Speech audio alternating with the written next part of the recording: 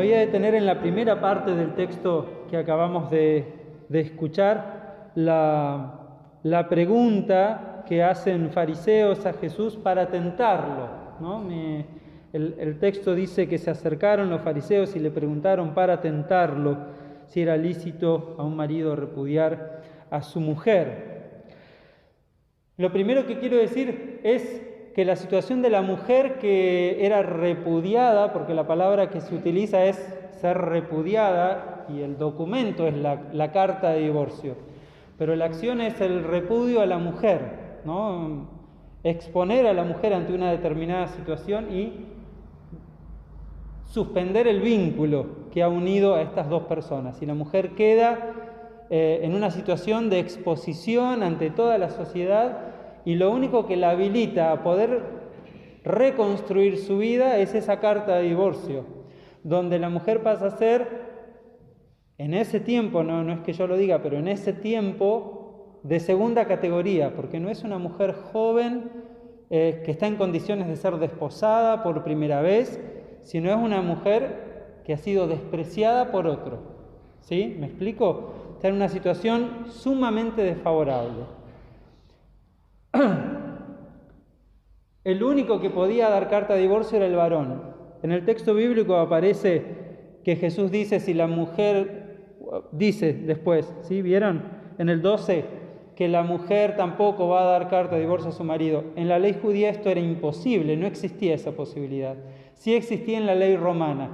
Entonces los biblistas creen que esto es un pequeño agregado de los editores. Algo de esto hemos estado trabajando en los estudios bíblicos de los jueves, para que la cultura romana, que también era lectores a quien estaba destinado el Evangelio, dijeran, bueno, pero la mujer, en una sociedad un poco diferente, la romana, sobre todo la mujer pudiente económicamente, de familias pudientes, tampoco vaya divorciándose de su marido así nada más. Pero en el mundo judío, el único que podía dar carta de divorcio era el marido, era el varón, y exponía a la mujer a esa situación de vulnerabilidad. La ley de Deuteronomio decía que el varón podía dar carta de divorcio a su mujer, lo decía la ley, y decía que tenía que encontrar en ella alguna indecencia. ¿Sí? La ley decía, buscan Deuteronomio, va a decir indecencia. En otras cuestiones, la ley, más adelante con el desarrollo, empieza a explicar otras cuestiones, ¿no? En otras leyes. En este caso, la ley no explica nunca más nada. No dice qué es indecencia, no dice si hay tipos de indecencia, no dice nada. Y en el tiempo de Jesús había dos corrientes, dos escuelas de rabinos que enseñaban y reflexionaban en torno a la ley, una de un rabino llamado Shammai y otra de un rabino llamado Giliel. Shammai era bastante conservador y decía que el divorcio solo se tenía que dar, la carta de divorcio, si había una indecencia grave. Tampoco explicaba tanto que era una indecencia grave, pero el motivo tenía que ser serio. Algo posible era que la mujer no llegara virgen al matrimonio, era visto como casi lo peor que podía pasar. Pero había otra corriente rabínica, otra escuela, la del rabino Giliel, que decía que podía haber cuestiones que para el marido fueran indecentes y eran mucho menos significativas y que estaba bien. Esto decía la corriente de Giliel. Así que por cuestiones menores, no cocina bien, no me atiende como quisiera que me atienda, no me cuida como pretendo que me cuide, por esto el varón podía repudiar y exponer a su mujer. Y estas dos corrientes estaban en puja en la época de Jesús. Y los fariseos van y le preguntan sobre este tema. Y lo ponen en una situación delicada porque la ley decía que se podía, pero se daban estas otras situaciones que, si bien eran legales, no eran del todo justas, ¿no? Hay ahí como un equilibrio delicado, una situación difícil en la que ponen a Jesús. La respuesta de Jesús es superadora, no se queda en el conflicto. Jesús va al origen, va recuerda el texto del Génesis, ¿no? El varón se unirá a la mujer, serán una sola carne, ¿no? Dejará el hombre a su padre, a su madre, se unirán a la mujer y serán una sola carne. En la respuesta de Jesús va a un origen anterior a la ley. No se queda en la ley. Va al origen de la voluntad de Dios para la humanidad.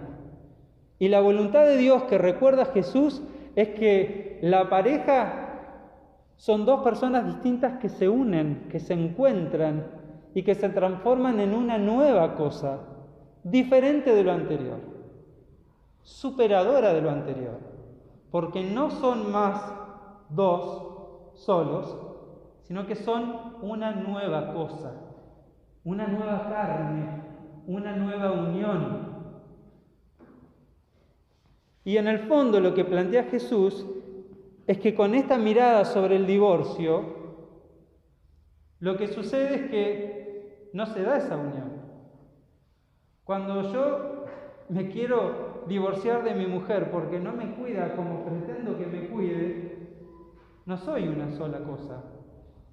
Soy el que pretende que la otra allá abajo me sirva. ¿Me explico? Cuando mi manera de pensar en la otra persona es en el servicio que me tiene que hacer, en el cuidado que me tiene que dar, en lo que yo pretendo que ella me... Ahí no hay una nueva cosa. Ahí no hay dos cuerpos que se han unido, dos personas que han conformado una. No hay eso. Hay alguien que está puesto por encima, que pretende de la otra parte lo que se le ocurre. Eso no es una unión. Eso no es la pareja que Dios pensó. Eso es una cosa que hicimos nosotros, pero no es lo que Dios pensó. Dios pensó algo superador. Dos personas que se encuentran, que forman una unidad y que continúan su camino en unidad.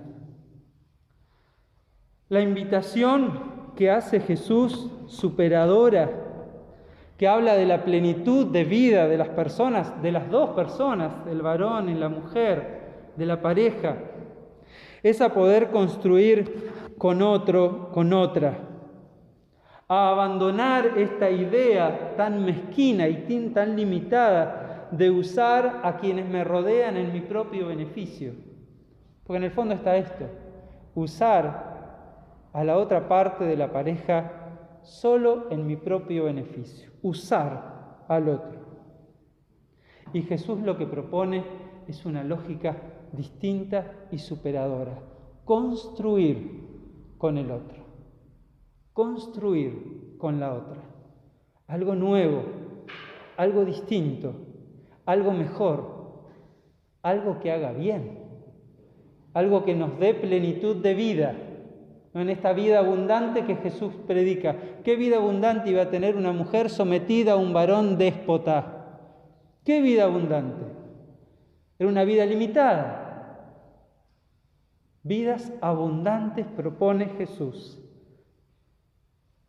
De alguna manera hay que animarse incluso a mirar por encima de la ley en búsqueda de la plenitud de vida abundante. Porque en el conflicto que plantean a Jesús estaban algunos que rápidamente decían, no, pero está escrito. Moisés permitió dar carta de divorcio, ¿cómo que no? Jesús no dice que no, pero dice, me parece que el origen era todavía mejor, todavía superador. Y el que se queda mirando la ley, Deuteronomio 21 dice, Dios le dice, bueno, sí, pero puede ser mejor. Se puede avanzar más. El amor va por otro lado. El amor con el otro, con la otra, es superador de Deuteronomio 21. Va más allá. La respuesta de Jesús va más allá. Plenitud de vida para todas las personas. Y en la segunda parte del texto, que solo hago una mención, Jesús vuelve a poner un niño en el medio.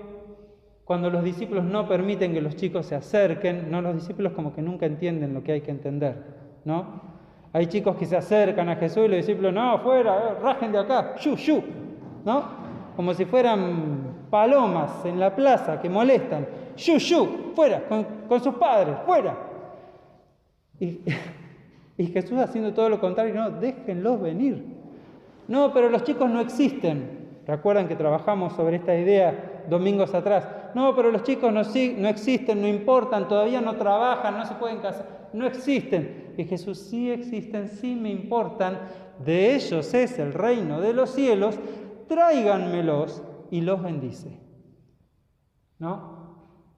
Siempre hay lógicas mezquinas que achican, que restringen lo que puede hacer Jesús y lo que pretende hacer Dios a través de Jesús, y la lógica de Jesús que abre, que deja pasar, que invita, que toca.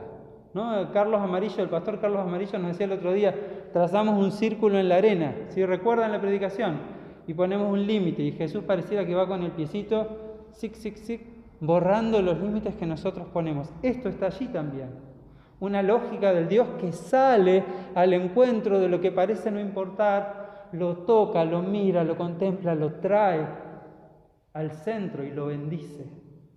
Lógicas de vida plena y abundante para todas las personas, sin distinción. Sin distinción. Las distinciones son nuestras. Son de los discípulos, son de los fariseos, son nuestras, de la iglesia.